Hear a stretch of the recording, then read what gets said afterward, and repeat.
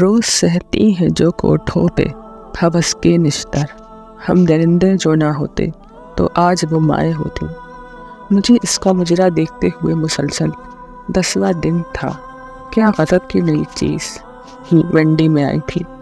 اس کا نام بلبل تھا۔ جب وہ ناچتی اور تھرکتی تھی تو جیسے تب تماش بین ماہو ہر جاتے۔ روزانہ اس کو ناچتے دیکھ کے میرے اندر کی پیاس جا رہی تھی اور میں نے فیصلہ کر لیا تھا میں اس سے ضرور ملوں گا۔ میں ہر قیمت پر اسے حاصل کرنا چاہتا تھا۔ اس دن مجرے کے دوران وہ بوجھی بوجھی سی دکھائی دے رہی تھی۔ اس کے ناچ میں وہ روانی بھی نظر تھی، لیکن مجھے اس سے ملنا تھا، بات کرنی تھی اور معاملات طے کرنے تھے۔ ملٹی کے اختتام پہ جب سب تماش بین چلے گئے تو میں بھی اٹھا اور کوٹھے کی بالکنی میں دیکھا کہ وہ نائکا سے کسی بات پہ الجھ رہی تھی۔ دروازے کے تھوڑا سا قریب ہوا تو میں نے محسوس کیا کہ وہ رو رو کر اس سے کچھ مزید رقم کا مطالبہ کر رہی تھی، مگر نائکا اس کو دھتکار رہی تھی اور آخر میں غصے میں بلبل پہ وہ بھڑک کے چلی گئی۔ بلبل کو پیسوں کی اشد ضرورت تھی، یہ جان کے میرے اندر کی خوشی دل تھی۔ چہرے پہ شیطانی مسکراہٹ پھیل گئی تھی۔ یہ وہ ضرورت پوری کروا کے میں اس کے ساتھ جو چاہے وہ کر سکتا ہوں، میں اس کی جانب بڑھا۔ اس کا چہرہ دوسری طرف تھا، وہ برقع پہن رہی تھی۔ پاس جا کر جب میں نے اسے پکارا کہ وہ میری طرف موڑی، اس کا چہرہ آنسوؤں سے تر تھا اور برف کی مانند ایسے سفید تھا جیسے سارا خون کسی نے نکال لیا ہو۔ اس کی حالت دیکھ کے میں چکرا سا گیا اور اس سے پوچھا کہ کیا ہوا، وہ اسے کیوں رو رہی ہے۔ میری طرف دیکھتے ہوئے چند لمحے خاموش رہی، پھر میرے دوبارہ پوچھنے پہ گھٹی گھٹی سی آواز میں بولی کہ میری ماں مر گئی ہے۔ جب مجھے اس کی سمجھ میں نہیں آیا تو میں دوبارہ سے اس سے پوچھا تو وہ بااختیار بول اٹھی کہ میری ماں مر گئی ہے۔ اس کا جواب سنتے ہی میرے منہ کو تالا لگ گیا۔ میری شیطانی ہوس جس کو پورا کرنے کے اس کی جانب بڑھا تھا وہ میلوں دور بھاگ گئی۔ تو تم یہاں کیا کر رہی ہو؟ میں نے غصے اور حیرت سے اس سے پوچھا۔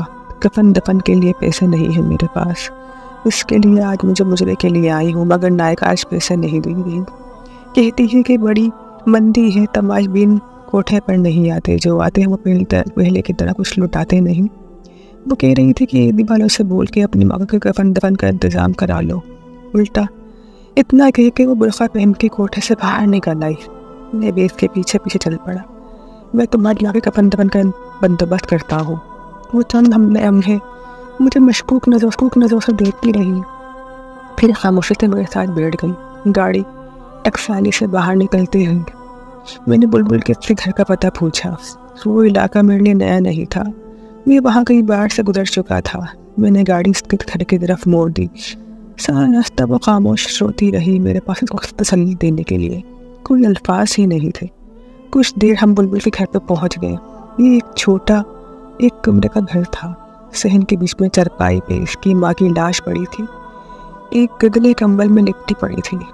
صحن وہ پیلے بلب کی روشنی تھی اور وہاں بسنے والوں گھر کی حالت چیخ چیخ کر عیاں کر رہی تھی کہ چرپائی کے پاس دو بوڑھی عورتیں بیٹھی تھیں، ایک کی گود میں 8-7 ماں بڑا گول مٹول اور پیارا سا بچہ کھیل رہا تھا۔ آدھی رات ہونے کو آئی تھی جیسے بلبل گھر میں داخل ہوئی۔ وہ بوڑھی عورتیں بچے کے سونپتے ہوئے اور دیر آنے کی وجہ سے ناراضگی کا اظہار کرتے ہی وہاں سے رخصت ہو گئی۔ بلبل بچے کو لے کر کمرے کی طرف گئی۔ بچہ بہت بے قرار تھا اور پھر وہ اس کی چھاتی سے لپٹ گئی جیسے صبح سے بھوکا ہو۔ کیا یہ بلبل کا بچہ تھا؟ ایک نیا انکشاف تھا۔ بلبل شاید زندہ بھی ہے۔ چند لمحوں بعد کمرے سے باہر آئی۔ میں یہی کھڑا دیکھ کے پھر کمرے میں گئی اور پرانی سی کرسی اٹھا لائی۔ سیٹھ جی معذرت، میرے گھر میں آپ کو بٹھانے کے لیے کوئی چیز نہیں۔ وہ کرسی رکھتے ہوئے شرمندگی سے بولے، سر ہلاتے ہوئے میں اس کرسی پہ بیٹھ گیا۔ کچھ سمجھ نہیں آ رہا تھا کہاں سے شروع کروں۔ تمہارا اصل نام کیا ہے بلبل؟ بالآخر میں اس سے پوچھ ہی لیا۔ وہ چپ رہی، شاید بتانا نہیں چاہتی تھی۔ افشا، میرے دوبارہ بولنے پہ اس نے جواب دیا۔ بہت افسوس ہوا تمہاری ماں کی وفات کا۔ وہ خاموش رہی۔ تمہارا باپ بھائی کوئی ہے؟ اس نے خاموشی سے کہا، نہیں۔ میں نے سر ہلایا۔ یہ بچہ تمہارا ہے؟ اس نے پھر خاموشی سے سر ہلا کے کہا، ہاں۔ تمہارا شوہر کہاں ہے؟ وہ چند لمحوں بعد بولی کہ مجھے چھوڑ کر چلا گیا۔ तुम हीरा मंडी कैसे गई? तुम मुझे नाचने वाली तो नहीं लगती। अब वो नज़रें उठा के मुझे देखते हुए बोले, सेठ जी किस्मत वहाँ लेके गई थी। घर में कोई मर्द नहीं था, एक बीमार माँ और बच्चे की जिम्मेदारी थी। कहीं और काम नहीं मिला तो मजबूरन ये रास्ता इख्तियार करना पड़ा।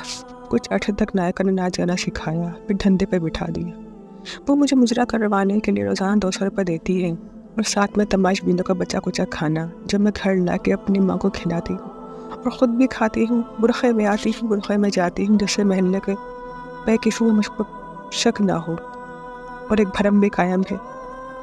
सेठ जी, ऐसी कितनी ही बेसहारा गुमनाम लड़कियां मुआशी हालत के हाथों मजबूर होकर इन कोठों पर नाचने पर मजबूर हैं। आप लोगों को क्या पता वो कितनी मजबूर होकर ये कदम उठाती है। कोई लड़की अपनी खुशी से ये सब नहीं करती, अपना जिस्म अपनी इज्जत नीलाम नहीं करती। जो लड़कियां एक बार इस दलदल में गिर पड़ती हैं वो फिर धंसती चली जाती हैं, फिर इसमें हमेशा के लिए डूब जाती हैं। ये सब कुछ बताते हुए अफशा के लहजे में बेबसी विचार की थी जैसे वो किसी नाकर्दा गुनाह की सजा काट रही हो। मैं कुछ देर उसके चेहरे को देखता रहा, फिर पर्स से चंद नोट निकाले और उसके हाथ पर थमाते हुए कहा, कल अपनी माँ की तदफीन करवा लेना और बच्चे के लिए कुछ खुराक और घर का राशन पानी ले आना। वो इतने सारे नोट देखकर एकदम हैरान हो गई। मैंने उसको देखा तो कहा, क्या हुआ सेठ? जिन रुपयों के लिए क्या करना पड़ेगा? वो डरते डरते पूछ रही थी। शायद ये सोच रही थी कि इन नोटों के बदले सेठ पता नहीं कब तक इसकी जिस्म को नोचेगा, कब तक इसको अपनी रखील बना के रखेगा। इसकी बात सुनकर मुझे अपने आप से नफरत होने लगी और मैं ख्वाहिश करने लगा कि ज़मीन फट जाए, मैं इसमें समा जाऊँ। मुझे एहसास हुआ कि मैं इस जिल्लत और अपने किरदार की आखिरी पस्ती की हद को छू रहा था। मैं इस बेसिस मुआशरे में एक तन्हा और बेसहारा लड़की की मदद कर रहा था, मगर वो इसको भी एक डील के तौर पर समझ रही थी। शायद जहाँ से मैं उठकर आया था वहाँ पर जाने वालों के लिए लोग बगैर किसी वजह और बगैर किसी की मदद की तवक्को नहीं करते। मैं दस्ती बात में उसको जवाब दिया, तुम्हें कुछ नहीं करना पड़ेगा, तुम अब कोठे पर मुजरा करने नहीं जाओगी, अपने घर में रहोगी, हर मत में मनी ऑर्डर मिल जाया करेगा। तुमने बस इतना करना है जो बच्चे तुम्हारी गोद में इसकी तरबियत ऐसे करना कि एक दिन बड़ा होकर तुम्हारा सहारा बन सके। जो रकम मैं तुम्हें भेजूँगा तुम पे फ़र्ज़ है, जब तुम्हारा बच्चा बड़ा होकर जवान हो जाए, काबिल इंसान बन जाए, तब तुम मुझे वापस कर देना। अफशा हैरान परेशान खड़ी मुझे देख रही थी, इस इंसान को जो उसके सामने भी नाच कर आई थी। वो इससे ऐसी बातें कर रहा था, फिर वो बेआवाज़ रो पड़ी। मुझसे वहाँ रुका नहीं गया। मैंने अफशा का पता लिया, इसको अपना वादा याद दिला के वहाँ से रुखसत हो गया। सारे रास्ते में यही सोचता रहा, मुझे तुमसे कुछ नहीं चाहिए, मुझे तुमसे कुछ नहीं चाहिए अफशा। जो तुमने मुझे दिया है मैं इसका एहसान शायद ज़िंदगी नहीं उतार पाऊँगा। तुमने मुझ में दफन इंसान को ज़िंदा किया है, जो मैं अपनी दौलत और अपनी माँ का सहारा बनूंगा कि नहीं। मेरे बच्चे जवान हो गए थे, ज़िंदगी उतार चढ़ाव के साथ मुसलसल चल रही थी। एक शाम छुट्टी के दिन जब मैं अपने घर में मौजूद था तो मुलाजिम ने आके बताया कि एक जवान लड़का आपसे मिलने आया है। कौन है? मालूम नहीं साहब, पहली बार देखा है इनको। मुलाजिम ने मोदहाना लहजे में जवाब दिया, अच्छा इन्हें ड्राइंग रूम में बिठाओ, मैं आ रहा हूँ। कौन हो सकता है? मैं यही सोचते हुए ड्राइंग रूम की तरफ बढ़ा। एक औरत पुरनूर चेहरे के साथ सफ़ेद चादर में खुद को छुपाते हुए हाथ में पुरानी डायरी ले खड़ी थी। इसके साथ अच्छे कपड़ों में मलबूस एक बड़ा हैंडसम नौजवान लड़का था। लड़के को मैं नहीं जानता था, वो हमारे इलाके का नया DSP था। सलाम सेठ जी, मैं अफशा और ये मेरा बेटा अहमद। जो ही इसने अफशा नाम लिया मैं झन उसका मादी घूम गया और फिर मुझे पहचानने में देर ना लगी कि वो अफशा थी।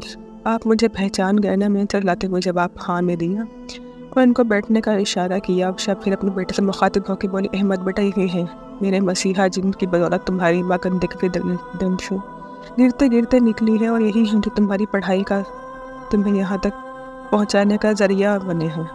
मैं इनको जानता हूँ अम्मी जान, इनका शुमार इलाक़े के मौजूद तरीन अफराद में होता है, मगर ये नहीं जानता था कि मुझे इस मकाम पर लाने वाले यही हैं। सेठ साहब, जिस तरह आप हम बेसहारा और बेकस लोगों की ज़िंदगी का मसीहा बन के आए हैं, इसका एहसान मैं कभी ज़िंदगी भर नहीं चुका सकता।